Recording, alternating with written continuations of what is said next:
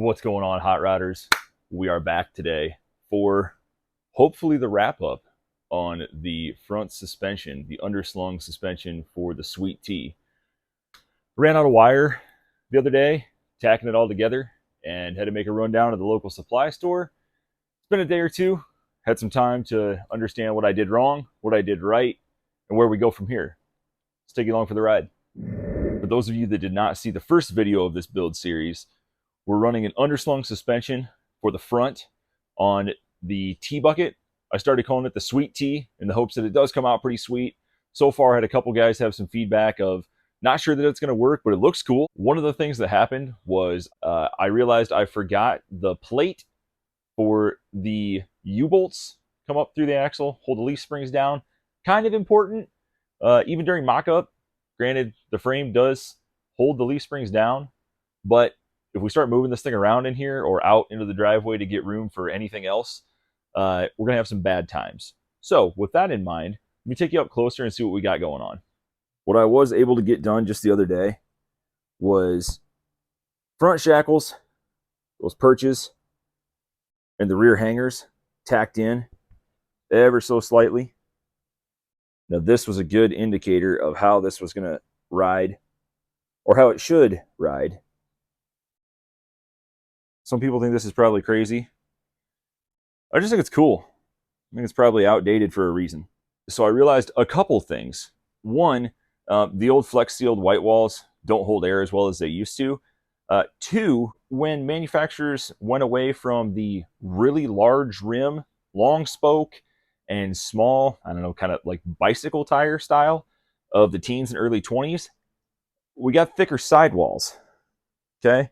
Smaller diameter rim, thicker sidewall. Now what that equals is super low frame, especially with the dropped front axle.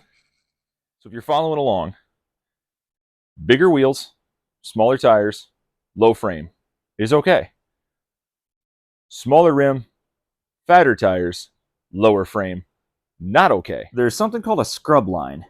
Now, without butchering the explanation of this, if this tire were to go flat, let's say we've got 4.5 or 5 inches underneath here,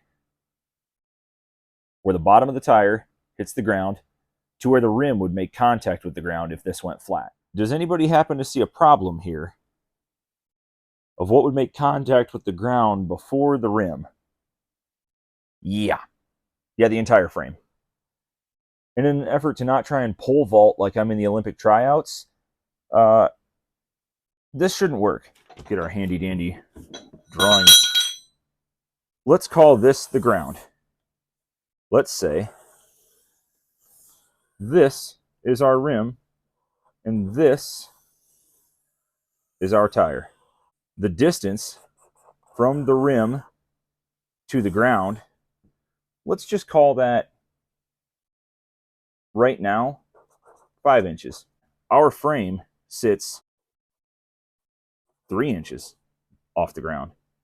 If this tire were to completely go flat and this drops 5 inches, we would dig this frame in to the ground.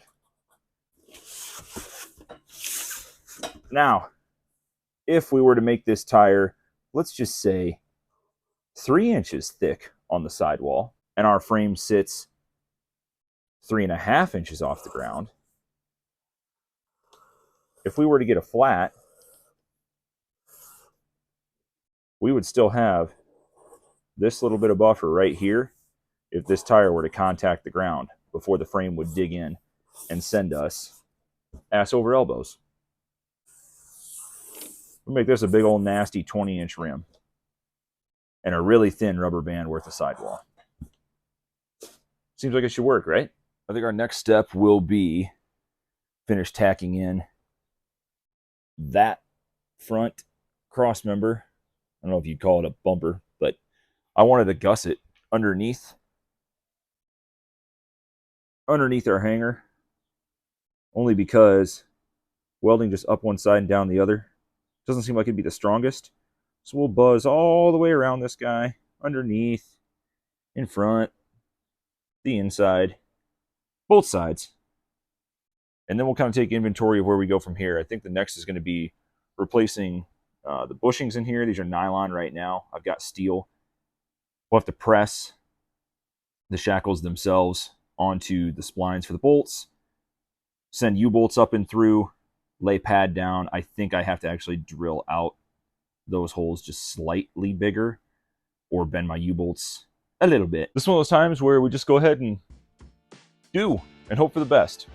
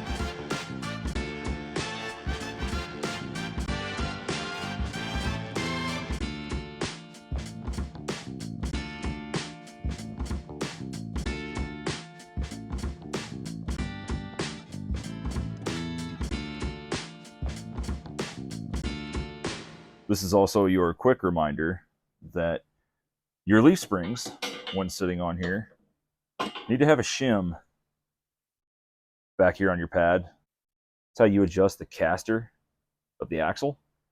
You want it to be tipped back somewhere 5-7 degrees, somewhere in there. I think the Studebaker ended up 2 or 3. Ideally, it would have been further back. So, flat strapping, we'll make ourselves a shim that will sit in here. We'll have to taper the thickness of this down. This would obviously be the thick end. It will thin down as it goes towards the front for a flat surface underneath the leaf spring on the pad.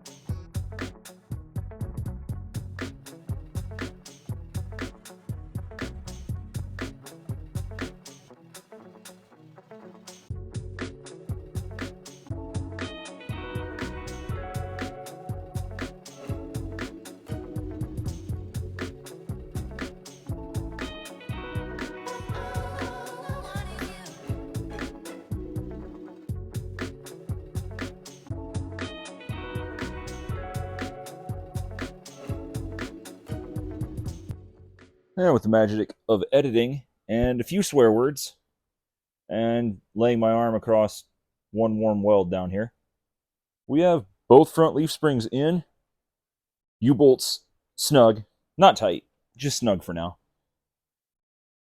Have not pressed these bolts in to the shackles. Trying to make sure everything's going to be okay before we get ahead of ourselves here. Overall, though, pretty happy with the way that it looks and the way it's coming out. Definitely different. And that's really what we were going for from the word go. We'll have to grind or cut off what's left of the tops of the U-bolts. Again, press the bolts into the shackles. Just some finishing touches like that. But for now, I think I'd be able to weld a cross member here on the back of the front stub and have myself a pretty hefty wheelbarrow.